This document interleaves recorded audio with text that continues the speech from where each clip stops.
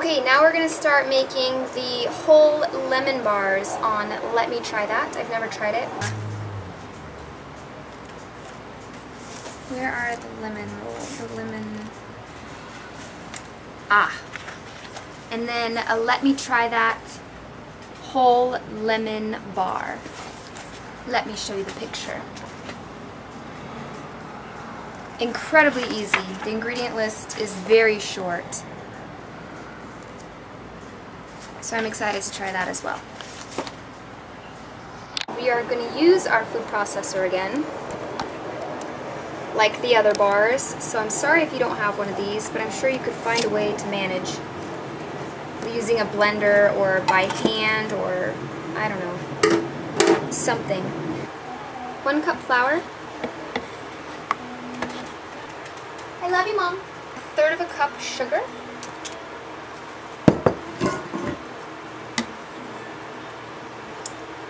1/4 teaspoon table salt.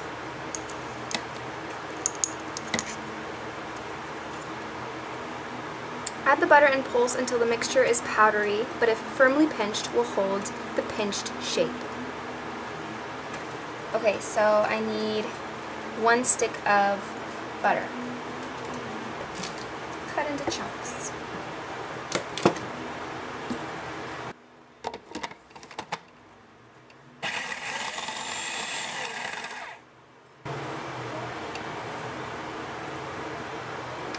Perfect. Okay, an 8x8-inch baking pan, but this is the only 8x8-inch thing I have. It's one of those very old Pyrex dishes that my mom gave me, and I cherish it. Your rack should be in the middle of your oven, and you should preheat your oven to 350 degrees. Cut 2 12-inch lengths of parchment paper and trim each to fit the bottom of an 8-inch square pan. Press the first sheet into the bottom and up the sides of your pan in one direction, then use the second to line the rest of the pan, running it perpendicular to the first sheet. Lightly butter exposed parts of parchment or coat them with a non-stick cooking spray. Well, that sounds easier, and that's what I'm going to do. So I'm going to spray this pan as it is because, as I found in my other video, parchment sticks better to, you know, obviously.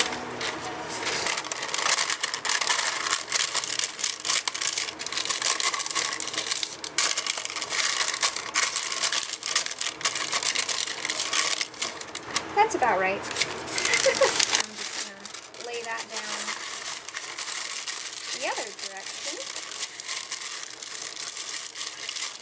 and spray the inside of it because she told me I could. Then she says to turn the dough crumbs into the prepared baking pan and press the dough evenly across the bottom of about 1/2 inch up the sides.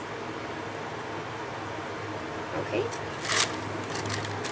I'm not really going up the sides. I mean, kind of, but it's not going well because of my curly parchment, so I'm just going to accept it as it is.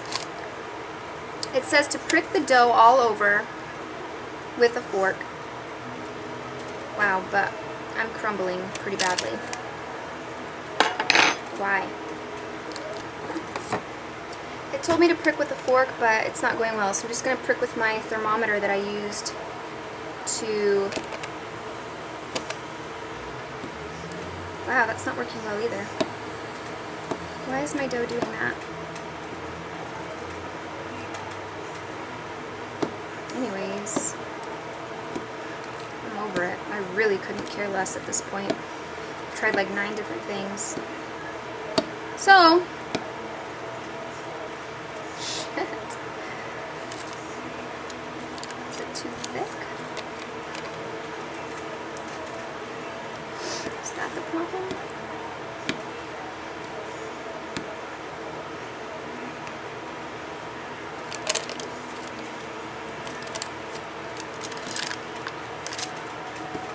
Okay. What is going on here, guys? It's ticking me off, so I'm over it. And I'm just going to bake it for the 20 minutes it tells me to.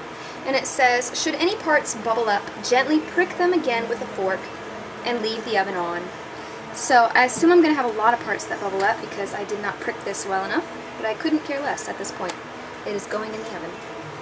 This is an example of why I like to write it down on a card before I use the book. Though I have my OXO, whatever it's called, book holder, I have the ingredients on the front side and the directions on the back. So I'm going to need to flip back and forth to see what I'm doing, and that's kind of annoying. 3, 4. I got this egg, it's a porcelain egg tray. I got it from Amazon, and it is by this lady right here. I saw it on Food Network. Everyone's refrigerator looks so pretty with dishes and not cartons and crap. So I'm slowly turning my refrigerator into a beautiful refrigerator because things like that just make me happy.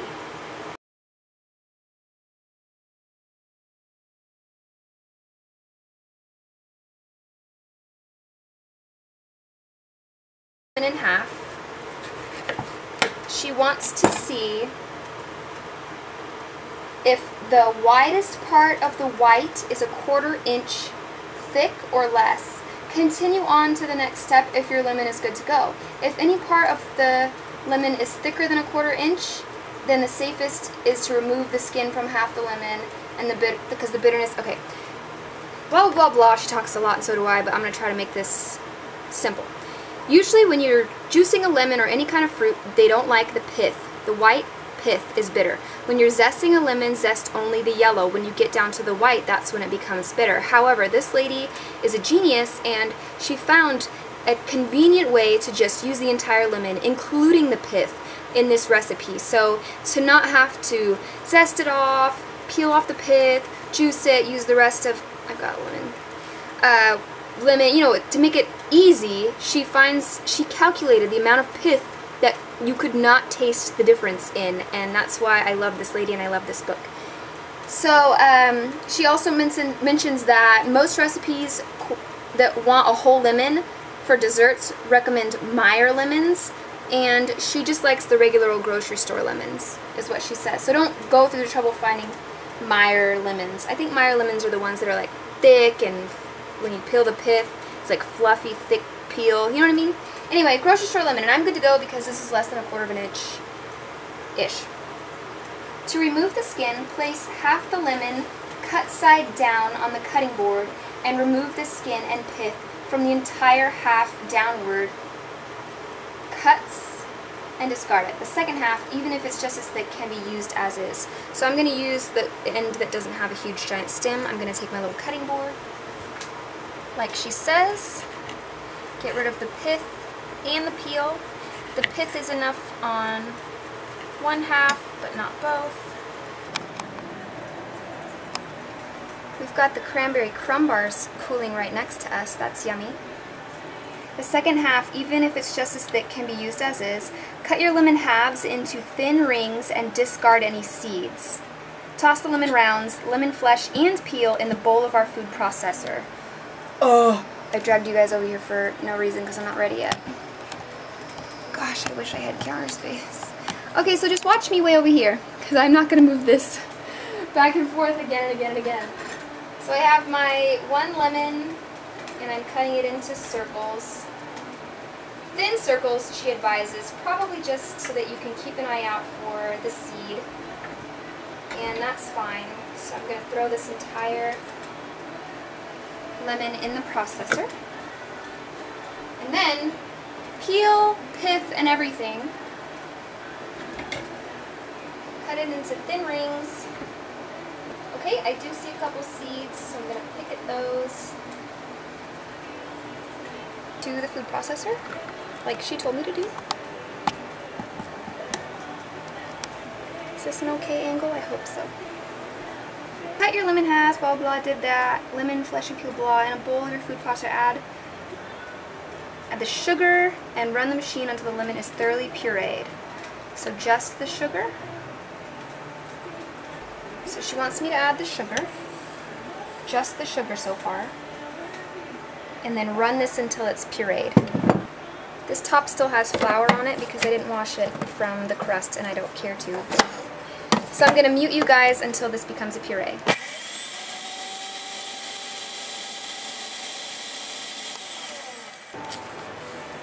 Do you know why it's not working? Because I don't have the blade in there. Oh, I'm going to have to try to put this blade in there. And I don't want to have to remove the contents. I might have to. I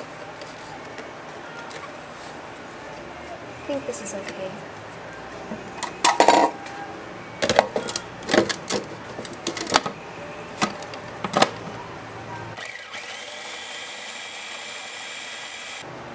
It tastes amazing.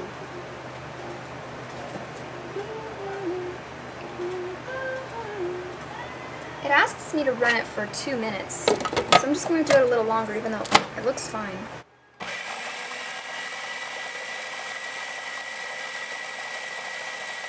Run that. Oh, I'm still on Zoom. And now I add the butter. I'm going to stick the butter in there and run it, scraping down the sides as needed.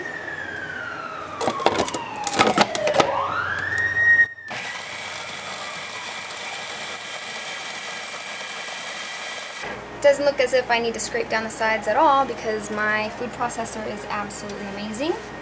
I love my Cuisinart. I looked at the reviews forever and this just was the highest rated on Amazon and anyone I talked to, so. Do I have scratches on my baby? I do. So I've added the butter, I've added the sugar and the lemon, and now it doesn't tell me to do it one at a time, so I'm just going to go for the gusto. Add the 4 eggs.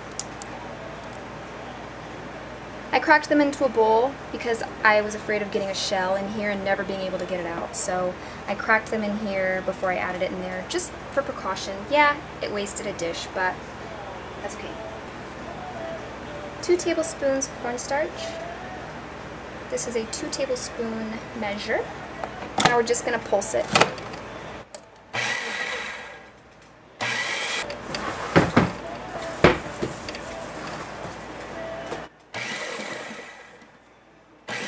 Wanted me to bake the crust for 20 minutes. So I set the timer at 10, checked on it, popped the bubbles with a knife, rotated it, and then did it for another 10, and it's pretty soft looking. Doesn't have any color to it, no browning, but it's going to go back in the oven. We are going to add the lemon mixture over the crust and bake it for 35 to 40 minutes or until the filling is set. And you can test this by bumping the pan a little, and it should only jiggle slightly. She finds that the filling is set when the lemon bars start to get very light brown on top. I'm just going to pour this right over the top. Okay, so I started getting busy and vacuuming my screens and cleaning, and the lemon bars are still warm. They weren't cooling properly. I thought I overcooked them, but I didn't because they're still very soft and cakey in the middle. I don't know if I'm going to serve them cold or as they cool down because they are still very warm. Hot, maybe. Warm. They'll harden up a little. Otherwise, it's kind of meringue soft, if you understand what I mean. But I have not really tried it. I've kind of had a bit of a bite of a piece, and I'm just going to go ahead and try a piece now.